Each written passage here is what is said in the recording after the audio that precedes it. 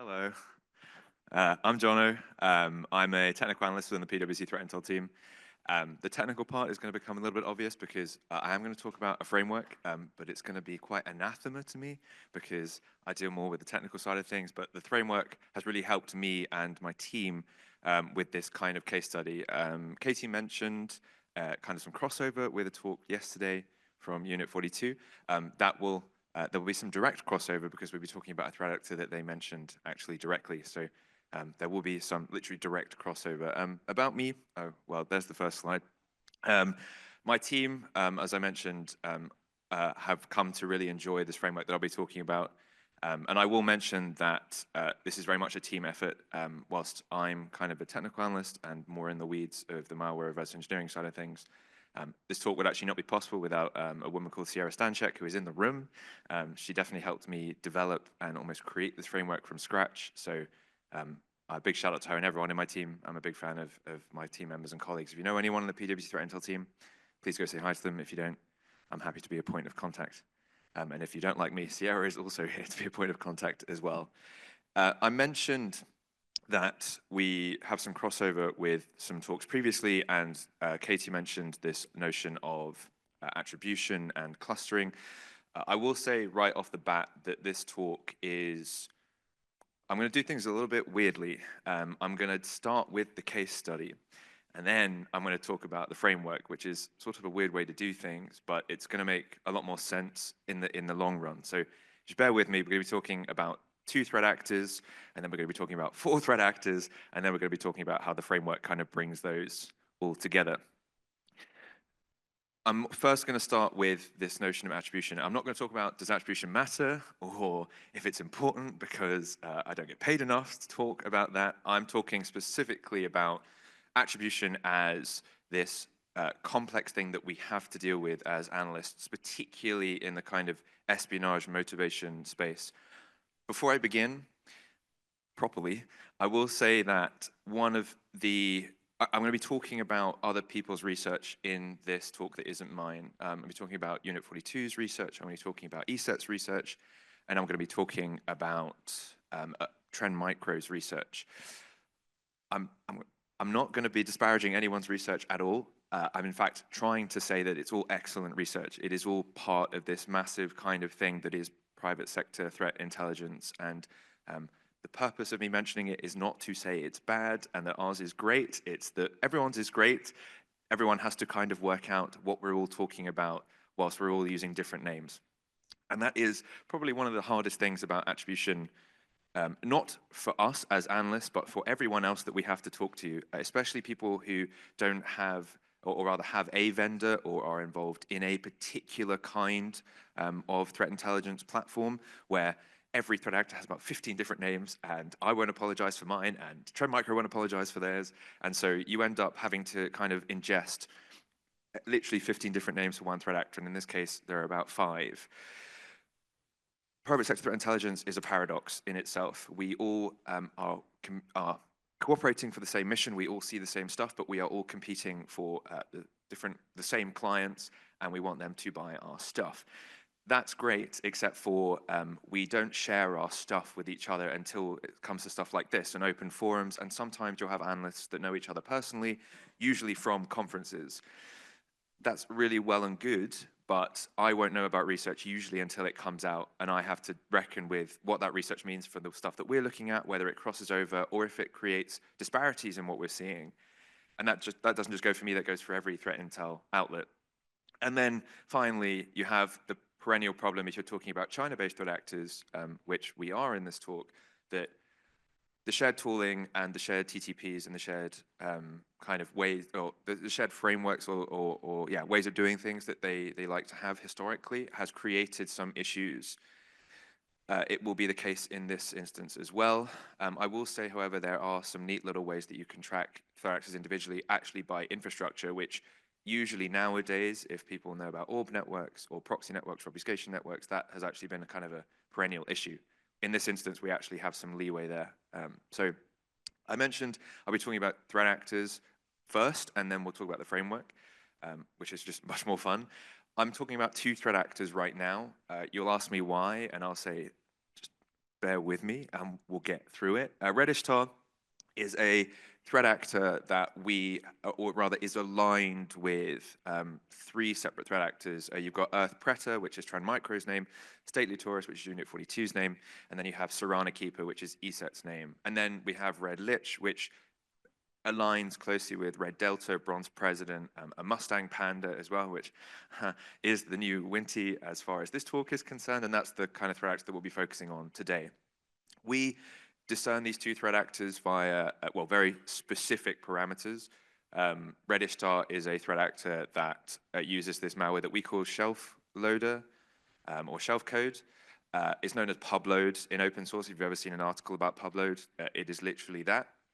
We have some very specific infrastructure for it that is aligned with the malware itself. We recently kind of made a highly likely confidence assessment attribution that this is a threat actor that emanates out of Kunming province, just based off of some net flow from one of the campaigns that we saw in late 2024.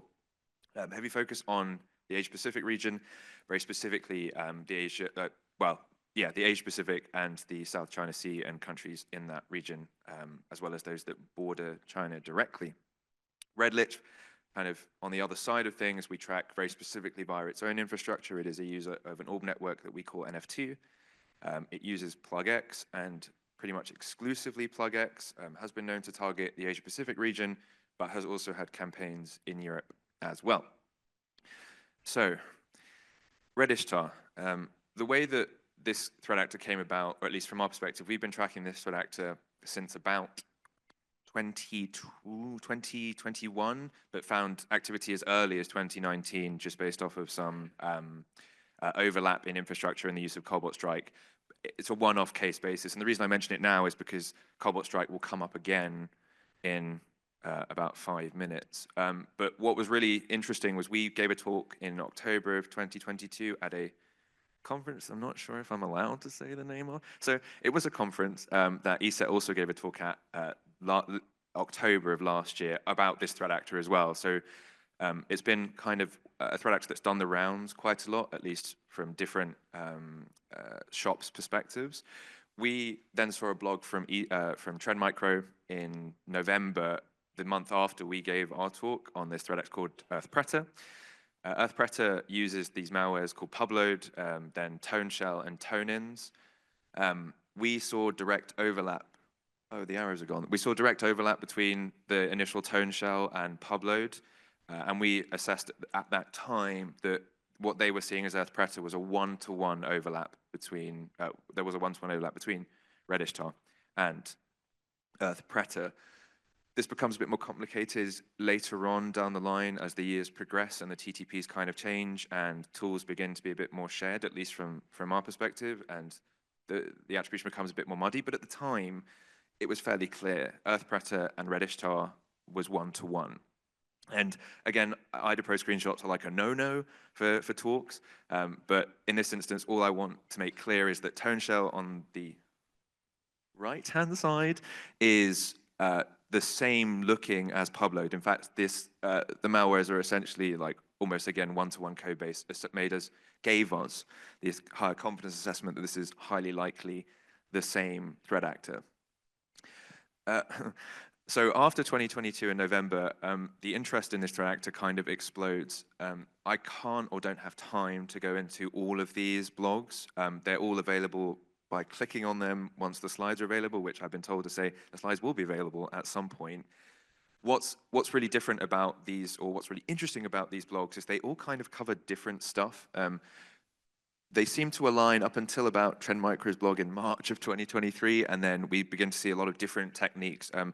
Unit 42 did a really great report on the exploitation of VS Code and the modules and plugins you can use for VS Code being used by a threat actor that was using tone shell, but not normal tone shell that you would normally see, which would be like a stage 1 kind of payload. This was split up into 3 separate code bases that would interact with each other on a modular basis. So not something that we've seen before, but something that they observed from an incident response case. Trend Micro then started to see an overlap between Earth Predator, or what they deemed to be Earth Predator, and PlugX and SmugX and DoPlugs. again, these are all malwares that don't mean or might not mean absolutely anything to anyone, but I wanted to emphasize that we are beginning to see a set become a bit more broad in its attribution because different shops are just seeing more stuff based off of the telemetry that they have available to them. I'm whizzing through this presentation, by the way. We're gonna have so many time for questions.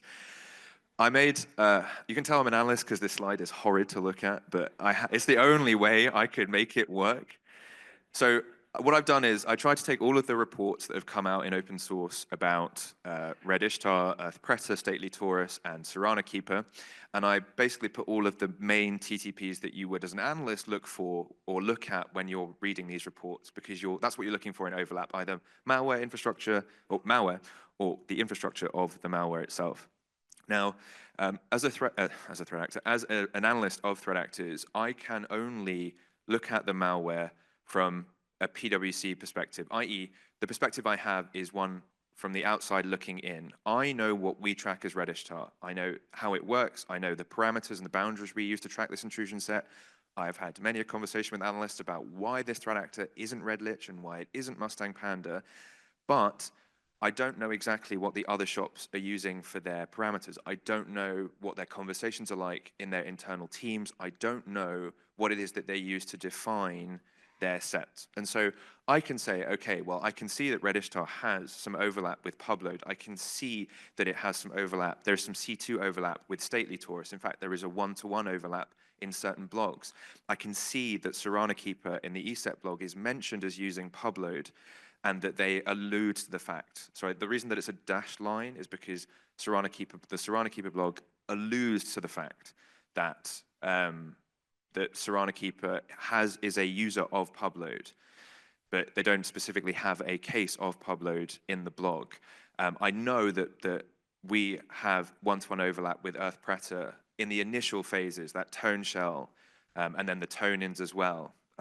I don't know why that arrow is there. Oh, it's the C2, there is overlap in the C2 IP domains. Yeah, HuPan we've never seen, but that's another tool, a bespoke tool that supposedly EarthPreta uses, but again, Red Ishtar doesn't use. You begin to see how this gets a little bit complicated. And also, just one other thing, you can see tone shell versions 1 to 3, tone shells version 1 to 4 for Stately Taurus. We only have tone shell version 1, and that's just because we haven't observed the other tone shell variants being used alongside what we would class as Red Ishtar. Now, that doesn't mean that the threat actors are, or rather, the threat actors from the other entities, Trend Micro, Unit 42, and ESET, are not using these tools. It is just that we don't see them. So if I take the outside looking in perspective, this is the view that I get, and the arrows aren't loading, I don't think. Yeah, they are. There you go. This is what I see, and all the arrows are dashed because I don't know. I think that the tone shell for Serana Keeper has overlaps with the tone shell of Stately Taurus. I think that the tone shell of Serana Keeper has overlaps with EarthPreta. I think that the C2 IPs from EarthPreta are the same as that of Stately Taurus. But it becomes quite clear that there is like a dilemma here, because I don't know, and I can't just simply boot into Trend Micro Slack instance and say, guys, what's going on here? What is your, give me all your IOCs on this threat actor and I'll see if it aligns one-to-one, because it's not industry practice. You just don't do that. Now, again, I might have an analyst who I know in that team who I can say, hey, do you see this? Or hey, is this something that you have also observed? But I can't just ask them for their like back end, because which is not kosher. So I haven't mentioned the word yet. There is a word that we probably should kind of touch upon right now, which is Mustang Panda. For those of you that I guess are not maybe technically in the weeds or just not aware of this, Mustang Panda has very much been a part of the threat intel zeitgeist for as long as I can remember. It has been a threat actor that's associated quite loosely with PlugX, but intrusions in Europe targeting government, in Asia targeting government and defense. It's fairly prolific in the way that it is used in open source, and this is one case where Mustang Panda has become directly in the firing line of every single vendor, but it also bleeds more into open source as well. So from my perspective, and from PwC's perspective, it's okay when we and other providers use the Mustang Panda tag, I think it becomes a bit unfortunate when it starts to be used in open source for basically ad hominem, literally anything that is loosely aligned with PlugX. And we'll see that in a little second. So Mustang Panda, what are you? And I've used it again. So if you look at all of the blogs about Mustang Panda, from Malpedia, which is a good source for any mention or tag of a threat actor in open source, you'll see that quite a few of the blogs are related to Predator, Stately Taurus, Red Ishtar, although Red Ishtar, for some reason, is never mentioned in any of these blogs, which I'm not salty about. It's probably we just need to do more open source research. But and then also Serrana Keeper.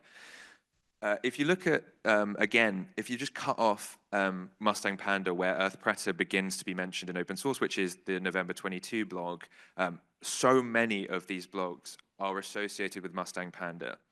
I mentioned before that this isn't really an issue. In theory, it's okay for Unit 42 to call it Mustang Panda. It's okay for ESET to call it Mustang Panda if they wanted to, which they don't, which we'll talk about in a little bit. And it's okay for Trend Micro to do it as well. What's not okay is, well, not okay, what has transpired, and whether it's okay or not is up to you to decide, is essentially what's happened to Mustang Panda as an open source set, because Mustang Panda, although was obviously created by, I think, CrowdStrike, if it's a panda, has become kind of part of the open source CTI zeitgeist.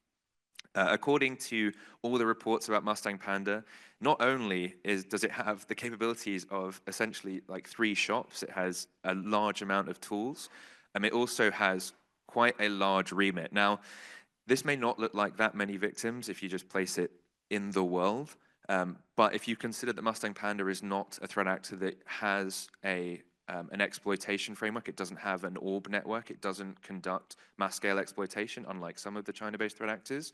This is a fairly large remit to have if your main initial access vector is either by spear phishing or some kind of other means like a remote access service or some kind of open port scanning. It's just a lot. Again, it's fine if a vendor who has a dedicated team to deal with these kind of requests coming from clients, i.e., what is Mustang Panda? I've seen this in the news. Why is this different from what you're tracking, or why is it the same? That's perfectly cool. Unfortunately, in open source, where the nuances are slightly lost, we begin to see Mustang Panda expand and expand. So it's no longer a set that was first discovered in 2018. It's now discovered in 2012. There are now IOCs associated with Mustang Panda that are actually just not correct. They're just not related. And again, I will say right off the bat, I really like Florian Roth's work. I think he's an excellent AV vendor. He provides so much coverage over VT, and many of the signatures he makes are just great and good for the community. And I think he's probably a product of this is probably a product of the issue of the Mustang Panda set, where actually the malware that's being signatured is not Tone Shell at all. It's the pubload malware. Now, that wouldn't be an issue if you have a team that is able to tell you the nuances of what that malware actually is. But if you're an open source vendor, or you just have a team that ingests from VT, or they use VT as their main source of intel, you might end up labeling that malware as Tone Shell. And then you begin to create a scenario where all malware that looks like this is also labeled as Tone Shell. When it isn't Tone Shell, it's a different malware. And that's where the issue is there are nuances to the debate about what Mustang Panda is, but sometimes malware is sometimes just malware. And so it became, this is the reason for the genesis of this talk, is we had several clients ask us, what is this set? And we had to really think about what is this set. Now, I will say, before I move on to the next slide, I have so much time. Before I move on to the next slide, I will say that the ESET's work on Serrana Keeper, which they did a white paper for, I would really, really highly recommend reading it. Not just because ESET are really good, and Unit 42 are really good as well, and so are Trend Micro, but because the research specifically has a dedicated section for attribution, and it's excellent. Doesn't reinvent the wheel, it still uses the English language to the maximum efficiency, but it does have step by step as to why they associate Serrana Keeper with its own set and not with Mustang Panda.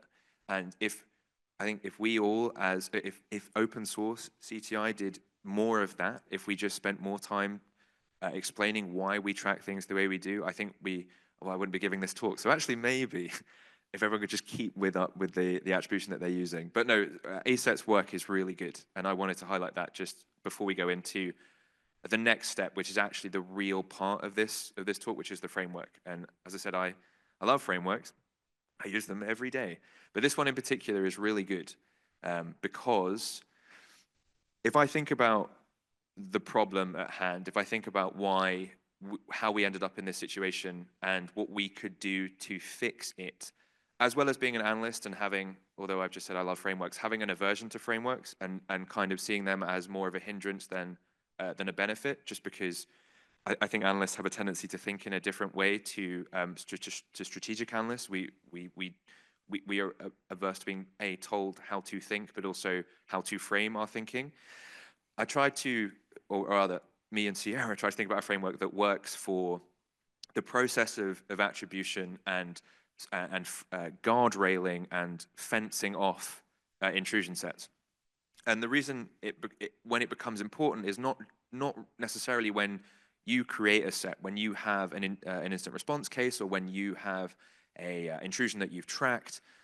It becomes important when you have external third parties coming out with research that makes you go, damn, why didn't I see that? Or why didn't I come out with this first? Or what are they seeing that I'm not seeing? And when it comes to Red Ishtar or a big set like Serrana Keeper or Stately Taurus, the research is high-paced because their operations are so high-paced. So it's good to get your own internal house in order when an external entity presents challenges to your research. And so came up with this neat little, very simple, almost ugly looking, but not quite ugly looking framework where essentially you look at the attribution assessment that you first come out with. You say, what is it about this set why do we track this set as we do? We look at the evidence. We say, what TTPs do we have? What IOCs do we have? Are there any patterns we can use for network signatures, for Yara rules? Is there anything, how do we define this set when a client comes to us and says, what is this set? Provide us with all the IOCs for this set. Then you talk about the way that you track the set, the third parties that you use. Maybe you just have an internal bootstrap tools that you use to pull from APIs of third parties to create some kind of means of tracking, whether that be through infrastructure, C2 IPs or C2 domains, or the malware itself, as I mentioned, Yara rules, or maybe it's the way that you go about doing the malware analysis. What tools do you use for that? As an analyst myself and as someone who has looked at Red Ishtar forever, I know the set ways I look at Pubload and ToneShell. I just have a specific way of doing that. I can't really explain it. It's just, you know the vibes when you look at a malware. You know exactly what you're looking for when you're looking at opcodes or you're looking for specific functions. Can also be a hindrance as well because it can lead you down conclusions that aren't necessarily correct. But anyway, that process of working out the sources is super important. And then the key assumptions check. What SATs are you using to define this set? What are the processes you have in your team for? We usually have a discussion in our team. We sit down with analysts and we have a literal scrum where I have to, like a Viva for a PhD, where you have to prove your set is legitimate and that it has its own existence and deserves its own set. I actually didn't mention, PwC does threat actor naming conventions. We have red for the color of the country of origin, and then the mythical creature for when it's a named set. That named set, well, I should have mentioned this at the beginning, incredible. The named set only becomes relevant when you have a set that you can prove to your team, or to my team, has a means for existence, i.e. I can fence it off, I can say this is bespoke, and it deserves its own little house in our portal. Then you start talking about, and this is where the meat is for this framework actually, I think, the conditions for change. What would it take for me to reconsider my attribution? Sounds really simple. As an analyst, I can tell you as someone who cares deeply about the work that they do and gets really, really uppity when someone tells me that I'm wrong, it's really complicated. If a threat actor, or sorry, if a industry partner or a third party presents analysis that is contrary to my perspective on a threat actor, how do I deal with that? What are the conditions that I need to say, okay, I'm going to go relook at this threat actor. I'm going to go relook at what we know as our key assumptions and revisit them. And then an analyst's favorite job, documentation, where I have to go and look at the documentation we have already, if we have any at the time, and I have to either make documentation or I have to update it, because, again, I think it's a problem in all shops. I hope it's a problem in all shops where if you have a framework or a process of individual analysts owning sets, you sometimes end up at a point, maybe they're on annual leave, maybe they leave, maybe they go somewhere else, and you're in a point where you as an analyst have to look back at someone else's notes, and it might not be up to date. You may have to go to a client with outdated information, or you have to do the extra work and do this framework all over again, when it could have just been my job to say, okay, I will update the documentation, I will do the documentation, so that when an opportunity like this comes up, which it does, and it comes up far more frequently than I would care to admit, then we're in a position where, okay, we're in a good place to make another attribution assessment, or I feel confident making an attribution assessment to a client. When we bring in the third party element, this is where it starts to get a bit fun, because whilst we don't have all of the answers, and the real, I mentioned the real part of the framework is the last slide. The real part of this framework is that gaps and questions, and we'll go through the Red-Ishtar case study using this framework in a little sec. But the key part of this framework from a third-party perspective, when you introduce new elements, is that gaps and questions segment. I know, or rather, I don't know what the sources and methodology were for this open source report, because whilst they have gone into the malware analysis and I can see that they have seen the functions that I've seen, they've seen the opcodes that I'm looking at, and they've taken the same IDAPRO screenshots that I have, so this is great.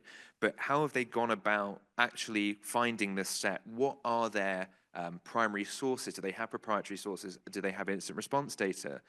How are they creating this set, let alone analyzing it?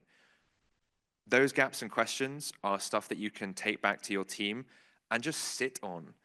You may not get all the answers. In fact, unless you have a contact in that team and you're willing to burn social and political capital to ask that question, you may end up just sitting on the question of, well, how have they done this? Why do they have this malware? How do they get this malware? Is there a way that we can get this malware without asking them? And then at the end, talk about the evidence that they have. Is this evidence sound to us? Does it make sense? Does it align with what we're seeing? And if not, just move it back to the gaps and questions. Why not? What is it that they're doing that we're not doing? Is there something that we can do better? So we have a blog coming out in some time, a point soon in the future, that will be using and providing this framework as a blank template to use. Now, you can use it however you want. It will look larger than this. In real life, we have only one slide to make the evidence, the sources, methodology, and the gaps and assumptions perspective. You would make it much larger if you wanted to. But I thought about how I would go about using this for Red-Ishtar, the set that we've talked about, Earth Predator, Stately Taurus, Serrana Keeper. And now I use Serrana Keeper, and I'm sorry, you don't have to read that, that's fine. We've used Serrana Keeper as a means for the comparative attribution as opposed to Stately Taurus and Earth Predator, because Serrana Keeper is the newest of the research. It came out in October of last year. But more importantly, it aligns as closely with Red-Ishtar than any of the other sets, which is great because it provides more of a starting point than the others.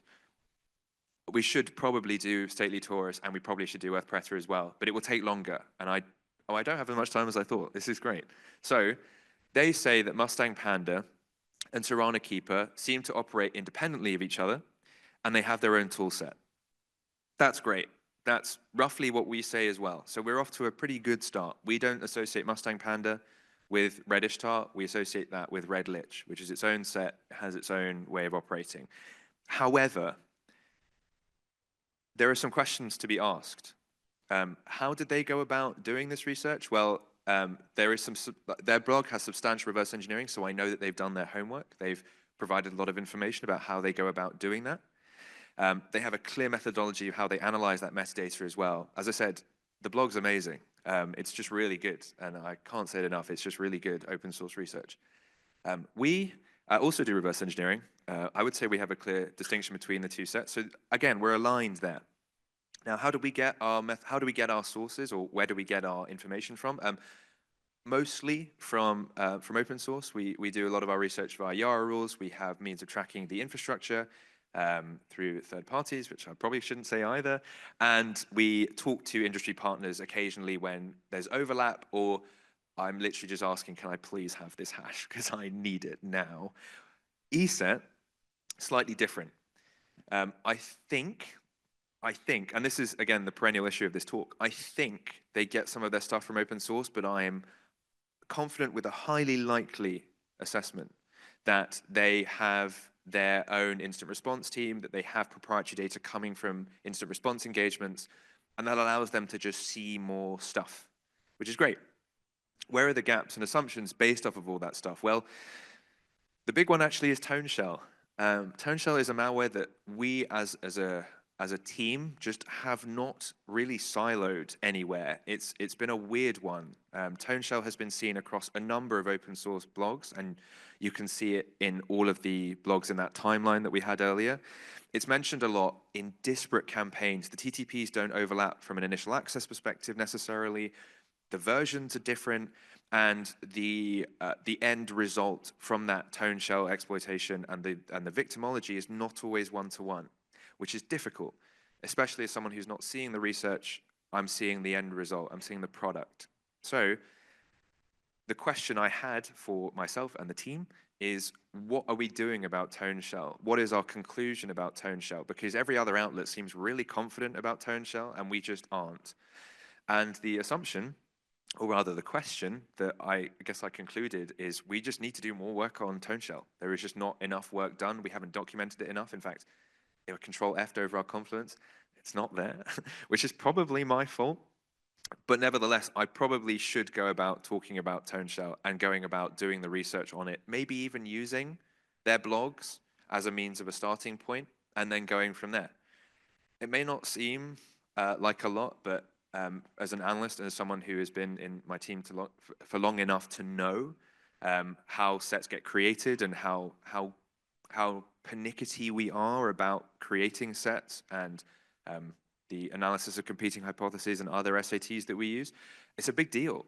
ToneShell is a malware that we just left off the table. And I'll definitely go about doing that at some point after this talk. Again, the takeaways section, we're at the end, and I only have a minute, which is great. I'm not going to ask you to read all this. What I wanted to get across is that attribution obviously is hard. Is it necessary? Not important. It's just a thing we have to contend with until someone tells me that I don't. The big takeaway is that your team, and whether you're a bespoke kind of entity with your own shop and your own TI analysts and your own third parties, or you're an entity that just has 3 members in a team with no reverse engineers, the important part is that you won't see all the information. You will see some of it, and that's okay. The purpose of attribution is not to say we see everything and we know exactly what this is. The purpose of attribution is to say, from our perspective, this is what we got, and this is how we're doing things. And if you like it, cool. If you don't, we can do more work on it if you would like. The framework that we created, and again, I'm not a fan, not a fan of frameworks. This framework in particular is really helpful and has been tried and tested by me and members of my team to create an easy way to have not just discussions, but an individual discussion with myself about what we're seeing, and having hard conversations with analysts who don't like letting things go and don't like being wrong, which is me, and doing it so in such a way as to silo it off so that you're not having hard conversations and making analysts feel bad, and to repeat the last talk, giving them a sense of belonging and making them feel like they have competence. So thank you very much, and yeah, I'll take any questions if we have time.